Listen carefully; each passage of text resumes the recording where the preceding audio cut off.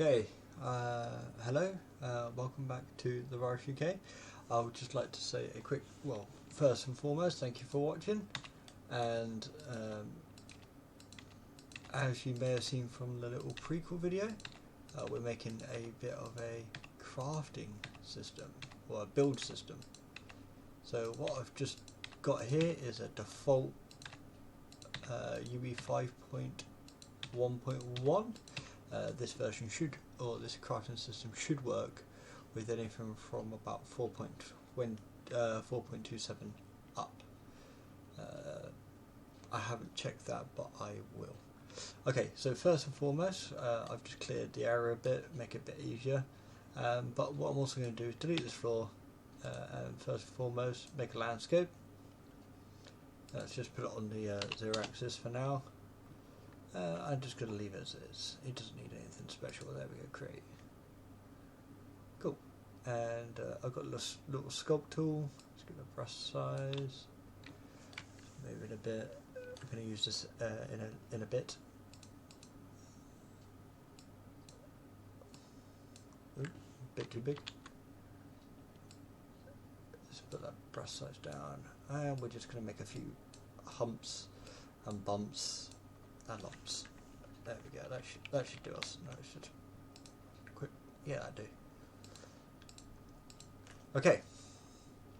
So we're going to make a build system, and we're going to make the something similar to the forest kind of atmosphere. So first and foremost, I think the easiest way would be to just make a new folder. And we're going to just call this buildable, or let's call it build data. So we've got a folder here, build data. Go into it, right click, blueprint class, actor, and we're going to call this build parent.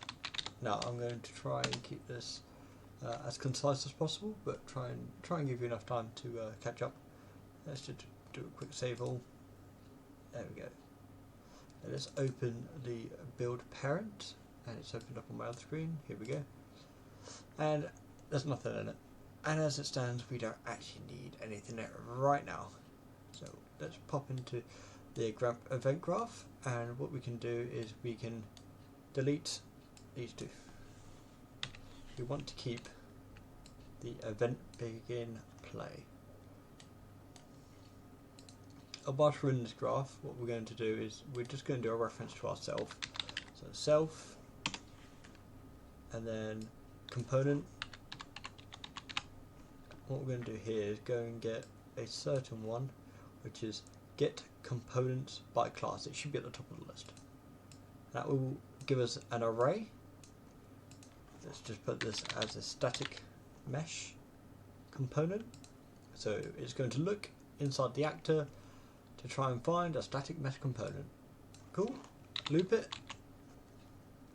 For each loop, if we find the static mesh, component, we're going to set collision response, set collision response all channels to overlap. Compile, save. Cool. That's all we're going to do for now in here. Apart from one more thing. We're going to add a variable. Let's name this CamPlaceOn, and we're going to change this variable type to actor, but we want to get an actor class reference. So rather than the default one, we want to get a class reference, and we want to change this to an array. Now, the only reason we want to change it to an array is in case you want to place one of the buildables on multiple objects. So, for instance, if you have a foundation and you want to be able to set a foundation on the landscape, but you also want to set the foundation on top of itself, for instance. This gives you the ability to do so. If you only want to set the foundation in one spot, as in if you only want to set it on the landscape, then we'll just leave it as a single. But it does mean that everything else, all the children to this blueprint, will only be able to be set onto one type of object. So in this as well, what we're going to do in the category, for ease of use, we're going to call this build data, and that will just put it in its own little category on the left hand side. Now we can compile this and save. Now we're kind of done with that bit for now. I'll just move it over here. Actually, I'll move it over here. What we're going to do is, we've got our scene. Go into the world settings, and we're going to grab this third person character, and we're going to open it up, and it's going to open up in here for us. Convenient. Now this is all the movement stuff, we don't really need to worry about that. If we highlight it, press C, movement, and then what we can do is we can click on this, and we can just move that out of the way. We don't need that now. Now we're going to get straight onto the big bit, probably the biggest premise of the whole thing, make it all work. We're going to add a new function, and we're going to call this build line trace. Line trace. There we go. You'll see while we set the all this stuff up first. So one of the things that we want to do is we want to add a variable, and we're going to call this the build object. There we go. And we want to change this to build parent. So that action we just made, we want to change it to be an object reference. Cool. Let's compile. So we want to grab this and pull it out. And there's two types of things you can do. You can do is valid, and you've got one with a question mark and one that's a function. The function will give you a boolean, so true or false, and you can put that into a branch, or you can do add it to an and or stuff like that. But for us, most of the time we will be using a question mark, which is in effect the same thing, but it just does it all as one. And all that's doing is checking, have we got a build object? Are we holding one? Yes or no? Cool. So off that, we're going to pull out, and we're going to grab a line trace by channel. So in particular, by channel. Now, I don't know how many of you have set up line traces. They are reasonably simple. What we're going to do is get the follow camera, world location,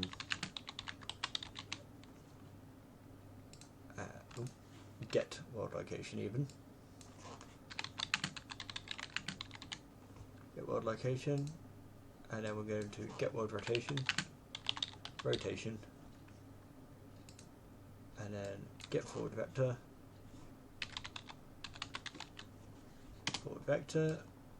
and that's the complicated stuff done. So let's just line this up, make it all nice looking and out of the way. Let's move this up a bit. There we go. So in the get world location, we're going to attach it to the start. That's where our laser is going to shoot from.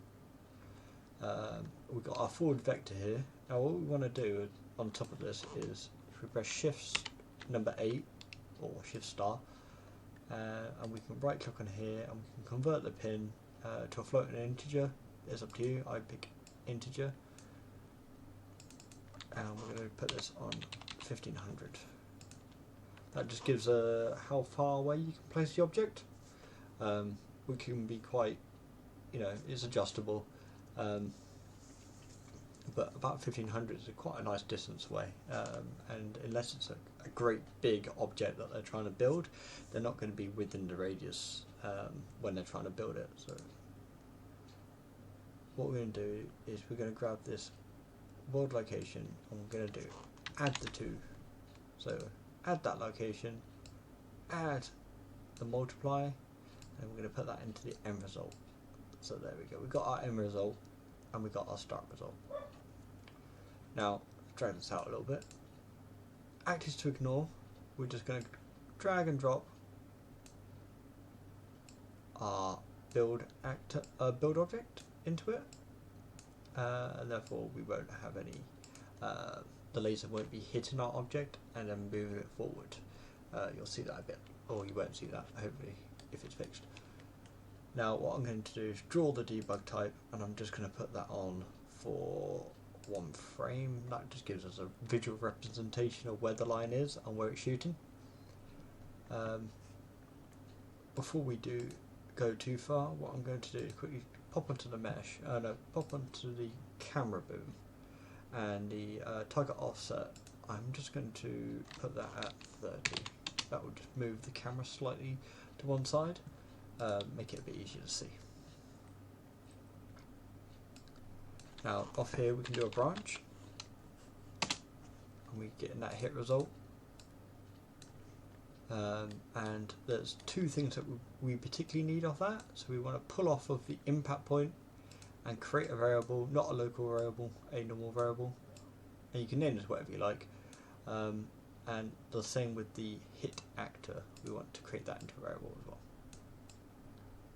Cool. So those are the 2 main things we need. Now lastly, we want to grab this build object, get the build object, and set actor, set actor location. We've got this, and we're just going to connect that to the impact point. So that's the main premise. If we go back to the event graph, we can grab an event tick, although all intents and purposes we might be changing that later on in a later tutorial. So, but we're just going to connect our build line trace, so just drag and drop and connect the 2.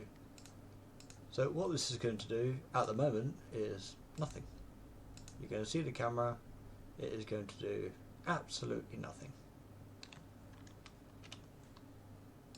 Now as you see the scene vanish there, that's just, it's loading. It's time to make a first actor. So let's go back into our build data, and I'm going to start with the most difficult actor. It's the one that you have to work the most with, but it can be made easier, and that's what we're going to try and do. So what I want to do is right click on our build parent and create a child blueprint class. Now I'm going to call this defensive walls.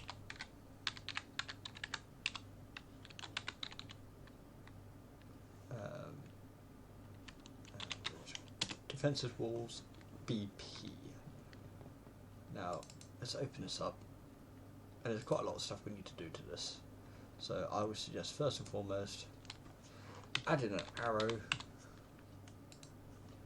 pointing this arrow directly down, point it down 90 degrees.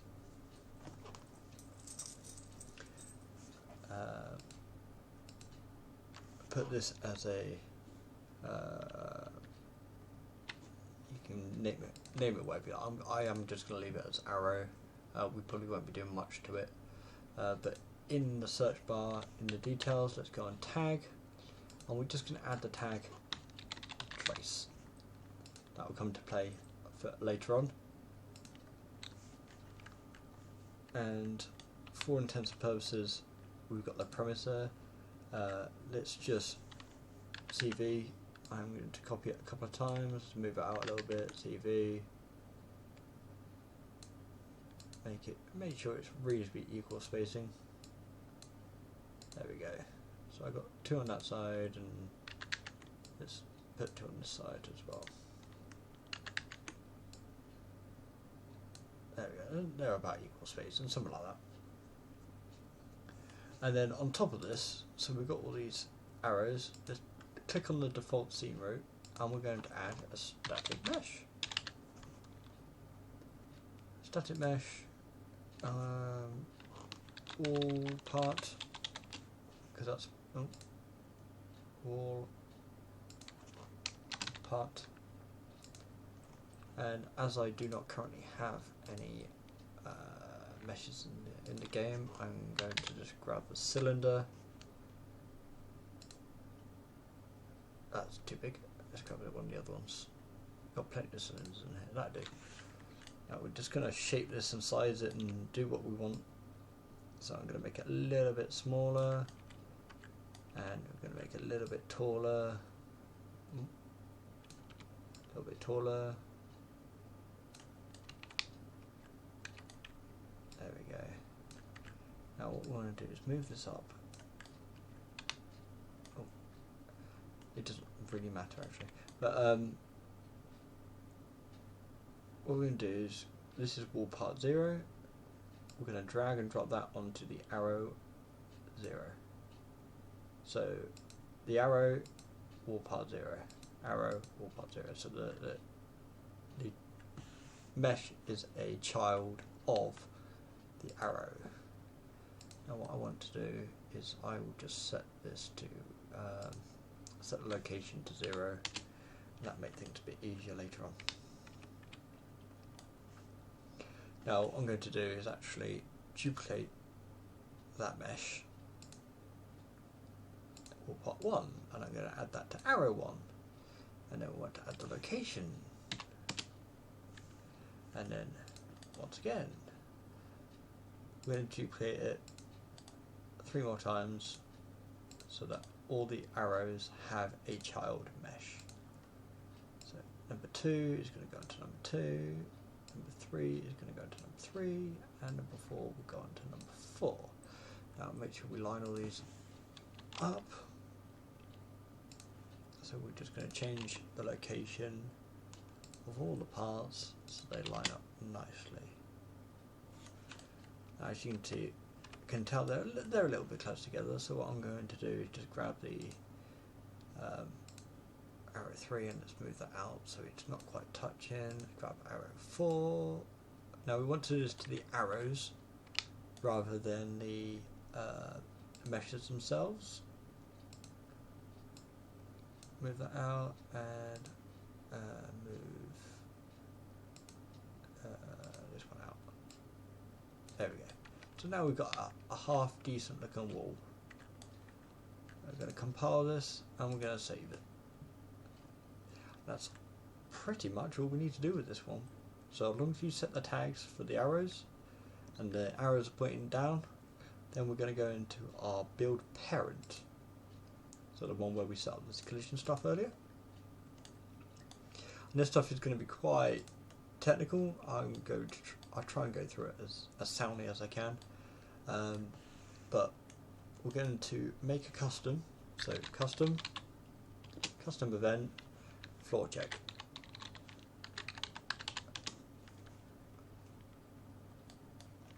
And we're going to drag out from here. Oh no, we're going to do a right click and go component. And here we're going to look for those components. And in particular, we're going to look for get components by class. And we want to get this. Get components by tag. There we go. Now the ones we're looking for in particular are the arrow components with the tag named trace. To make things, we're going to put off here and go is valid index and do a branch. Now all this is really doing is just checking that there is actually an arrow with the name trace inside of our actor. So inside our defensive wall is there an arrow named trace. If there isn't, it will do something else. So if it's true, we're going to pull out and we're going to go loop. For each loop, line it up, put that into there. So now it's going to loop through all of these components, and then what he wants to do is we're going to shoot a capsule. Capsule trace by channel.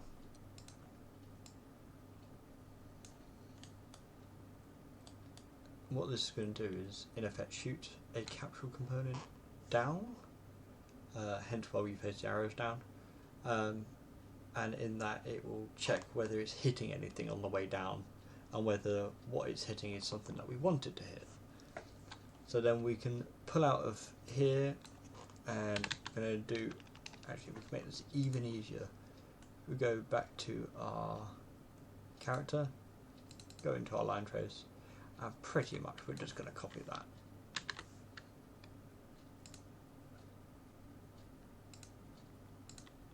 There we go. So what we're doing is getting the world location, getting the world rotation. Now the only difference here is that we need to change this to make it a bit smaller, and then we're going to add the two together and put the start and end like we did with the line trace. Now the only difference here is that we also need to put in here a radius, how big the capsuled will be, and the half height. So my half height is going to be, I'm going to put it as 100. Now you may have to play with some of these settings to work better for you, and we're also going to do a draw the debug, so we're going to see that little red capsule component when we give it a go. So we've got this going, and why do we want to shoot a capsule? Because we want to get the results. So out of here we're going to break it, so we're breaking that hit result, we're going to move it slightly. Now what we want from here is the impact point, and we want to get a vector.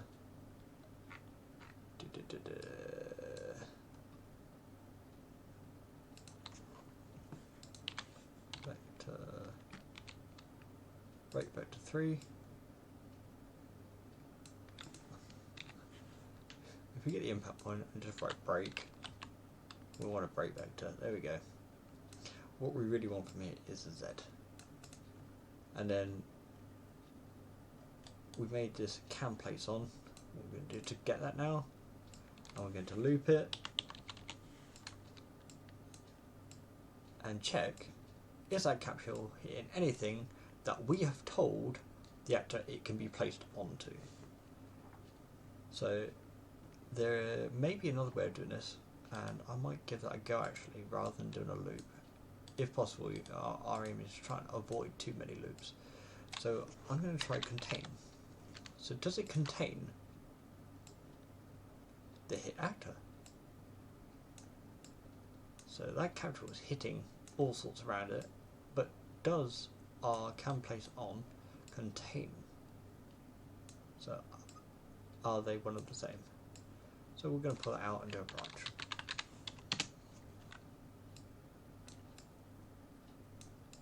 Cool. Now we've got a true or false statement, and we're going to just go and grab the out of the array element. So we found this arrow. We're going to pull out and go child actor. Get child component.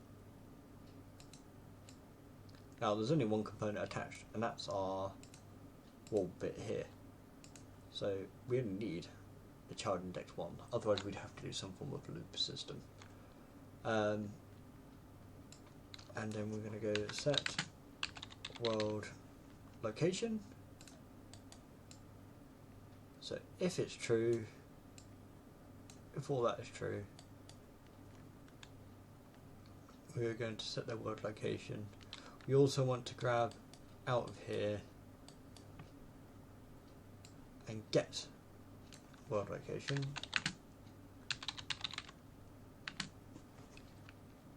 Get the world location, and we're going to split this. So it looks a bit messy right now. It shouldn't do for much longer. So out of here, we're going to make vector. So we want to get the x and the y because we only need to know the height of the z. And put that into the new world location. If it's false, we're going to do the same again. But this time, we're just going to get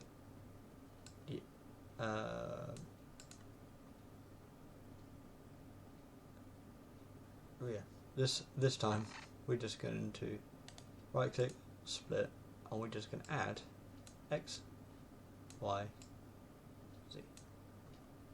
Compile, save. Oh, yeah, forgot to assign the target. That's the target. Compile, save. So let's just move this out, make it a bit more sensible to look at. So let's move you down here. I'm going to move you up here. That do. So this is probably the most technical part. Now I'm not sure whether this little bit here is going to work, but if it doesn't, we can go back to doing the loop. Now on the event begin play, what we're going to do here is we're going to set a timer. Set timer by function name. And the function that we want to check is check floor. Or floor check even. Floor check. Now I've got this set at 0.05. You can play around with that. But I mean anything below 1 is decent. Okay, so we're looping that at the moment, so that means that as soon as this actor spawns, it's going to loop it, loop it, loop it. It's going to try and find the arrow constantly. So what we're going to do here is actually we're just going to pull off here and we're going to go clear. Clear timer by function name floor check.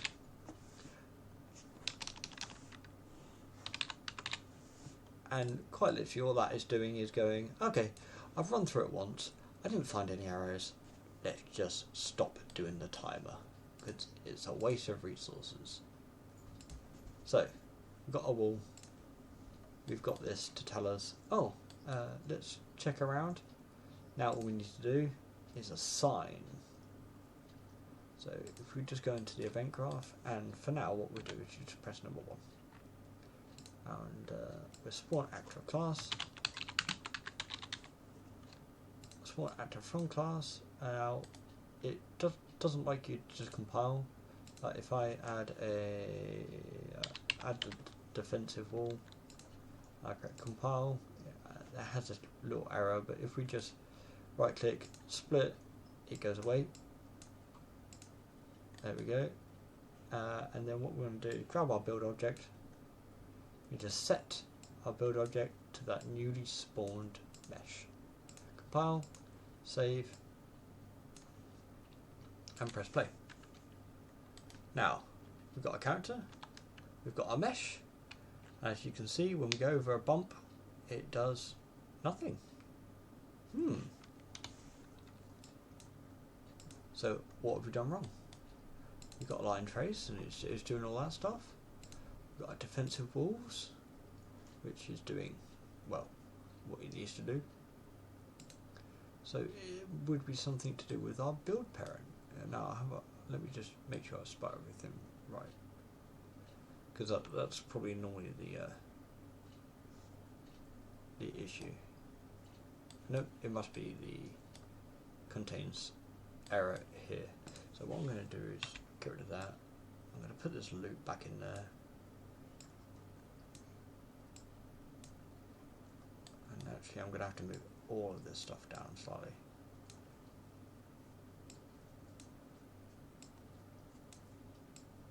And we're doing the same idea, but we're going to put out of here and go to equals. So are they the same? Drag that into the class. So we've got our get class, get the loop, are they the same? Now let's give that another go. one, and now it's not working. It's not clipping out the floor.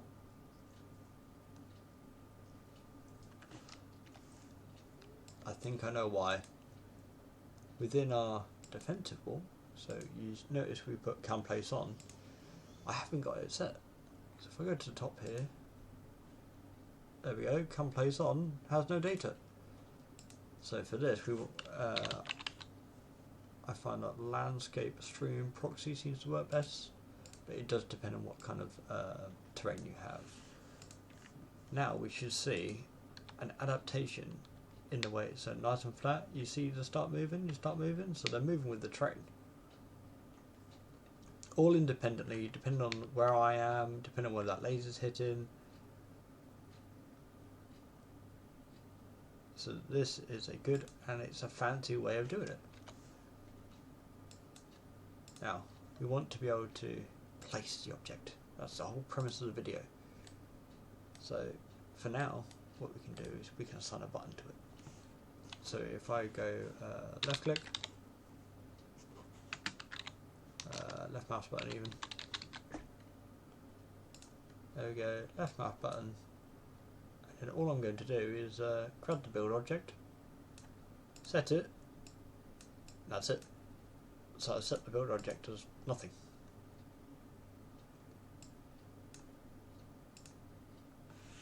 So I've got number one, move it around, grab here, and it's now no longer attached. If I do this again, it's press number one, and press number one, and there we go.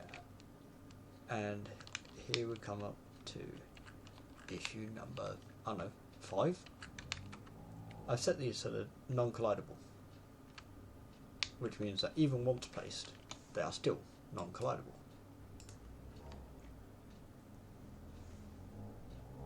Oh, it's a motorbike. I thought it was a dog.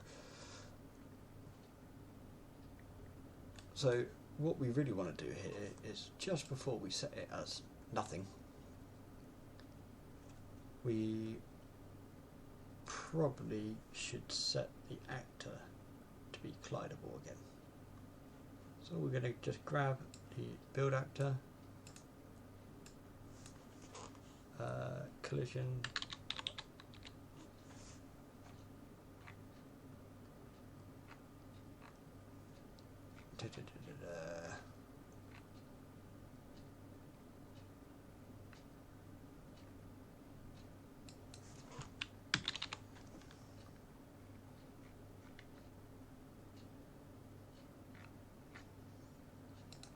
so let me just go build parent. I'll look over here. What I can do is just copy this. There is a better way of doing this, and we have it set up somewhere else. But for now, let's just grab this, and we're going to plug that in, and then when that's finished, we can clear it.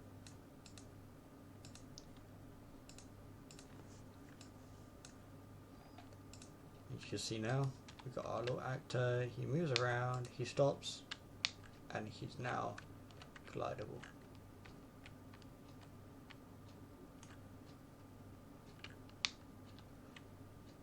I hope you like watching part 1. This was more the technical side of things. Next time we're going to work more towards the data, so actually inputting data into the different build materials, so it knows where it can snap onto, what kind of material it is, whether it can be placed. There's a lot to unpack, but I do hope that you'll enjoy it and that you'll stick with me through it.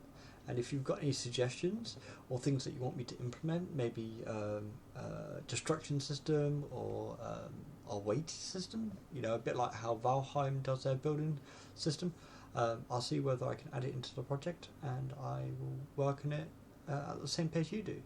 Thanks for watching, guys, and I'll see you in the next one.